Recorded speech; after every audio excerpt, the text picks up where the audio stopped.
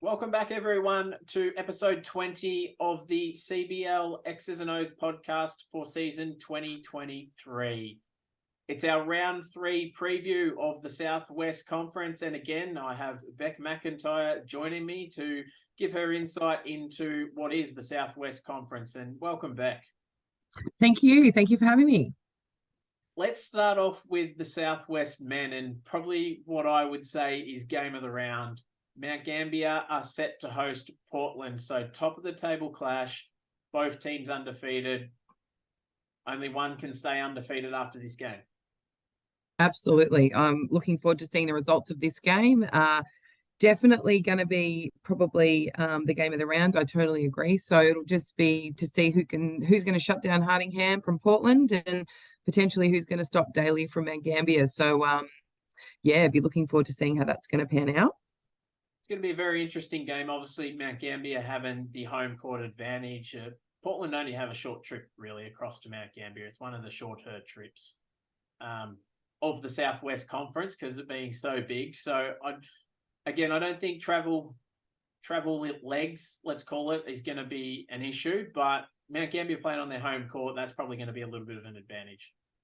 Yeah, definitely. And they get support there. And even though, it's not as big of a trip that they have to do, but when you have to go over the border and play those SA teams at home, they are very hard to beat.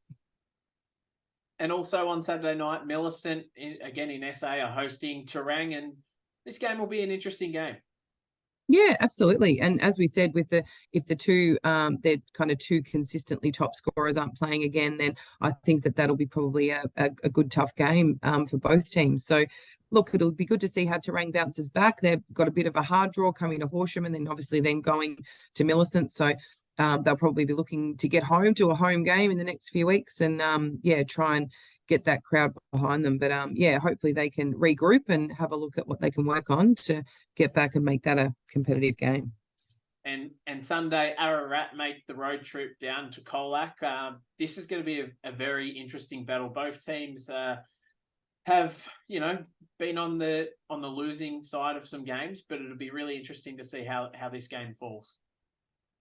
Look, I mean, Ararat were able to beat Warrnambool there when they had them at home last week. So, if Ararat can get over Colac, then, all of a sudden they're looking at their 2 wins. So, I think it'll be a close game just based upon the scores.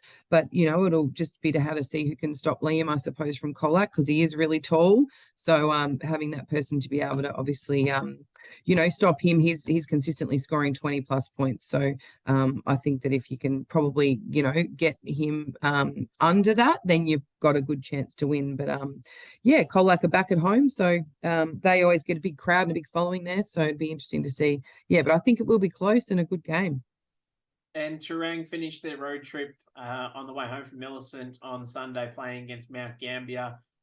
It's going to be a tough matchup. Mount Gambier do have a tough game on the Saturday night, but then again, as you mentioned, going into the SA venues, it's always a tough game and a tough trip to make. Yeah, look, and it just depends on how you bounce back on the Sunday, and providing nothing happens on Saturday night where people pull up sore or injured and things like that. So that can have an impact, and you can definitely come out and get some wins on a Sunday that you might not necessarily have thought you could get. So I think Terang will be excited to get their Millicent Mount Gambier road trip over early. That's always a good thing, I think, in our fixture is to get that road trip done early. I know Horsham always try to get that done as early as they can as well. But look, I think Mount Gambier will probably come out victors here, but hopefully it can be competitive. That's all you can want is that it's not completely one-sided. And Horsham make the trip down to Hamilton. That's your second shortest road trip for Horsham, is that right? Hamilton's only an hour and a half. Yeah. And you never really want to take the Hamilton road trip at night time because it's probably one of the most notorious strips for kangaroos. That basically Glen Isa to Cavendish there is terrible. So I know there's been a few buses in the Southwest time that have not come out so well after a couple of indications with some kangaroos. So definitely better to do that during the day. But look, Horsham will head down the highway to Hamilton. And look, they're excited. We all, we're close associations, and they'll be looking to get the win, obviously, but super excited that Hamilton's back in the league. And for us, it's hopefully a lot of the Horsham supporters will get in the car and drive down, because it is only that hour and a half, and they should get a few supporters there as well. But Hamilton's proven that they're going to have a rocking stadium, so they're not going to be easy to beat there, I wouldn't think. And our boys will have to step up. We do welcome a few big inclusions back, so it'll be good to see how they gel into the team that had that 2 games on the weekend. But I think I'll be probably tipping the Hornets. Try not to be too biased, but I think the Hornets will come out with that. And look, Hamilton have got a nice schedule with a lot of their home games being early and consecutive, so that's a good thing for the local town of being able to get there and not having to go, are we home this week or are we away? They get all their home games done in a really early block, which they're looking forward to build that momentum for games.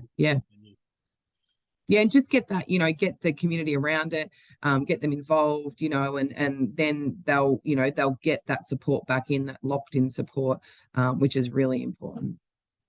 And in the women, we only have one game in round 3, but it's going to be a cracker. So it's Mount Gambier hosting Portland.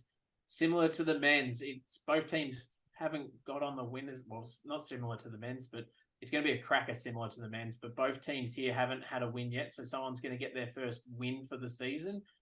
Both teams should have wins on the board already, though. Like they're both significantly good teams. Yeah, they will both be good teams. And as you know, probably a little bit more detrimental to the women's side of things is the numbers. They're not always as strong as the men's.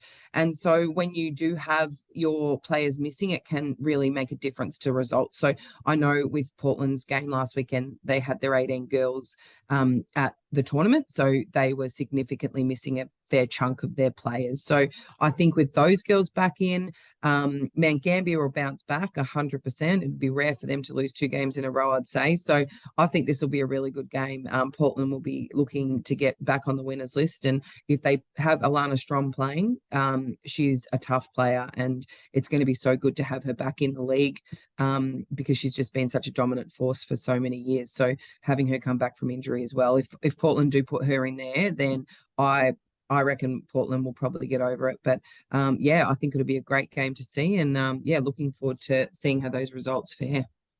A nice, short, small round in the Southwest Conference. That's all the games, so we only have 6 in round 3. But we need to make sure our supporters are getting to games. It is going to be a bit of a long season, but so far we've had significant support in stadiums. So let's make sure we get the crowds there and continue to build what is the CBL in the Southwest Conference.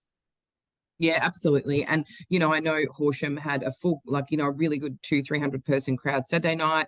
I wasn't there yesterday, but apparently it was full again. So, it just makes a difference, but it's really important for the associations and for everyone that comes in. I know I had the under 12 girls squad running out with our CBL women's on Saturday night, and look, the little girls love it, but the big girls love it as well. And it's so important to have that connection back to your association and just have people to aspire to be in your top representative program. So that starts with playing in front of a big crowd, and some of these people will never ever play in front of 300 or 400 or 500 people. So it makes a difference, and it's really good for the community and all aspects of basketball. So get down there, support them, and let's just continue to grow the CBL program so it can be that Premier League.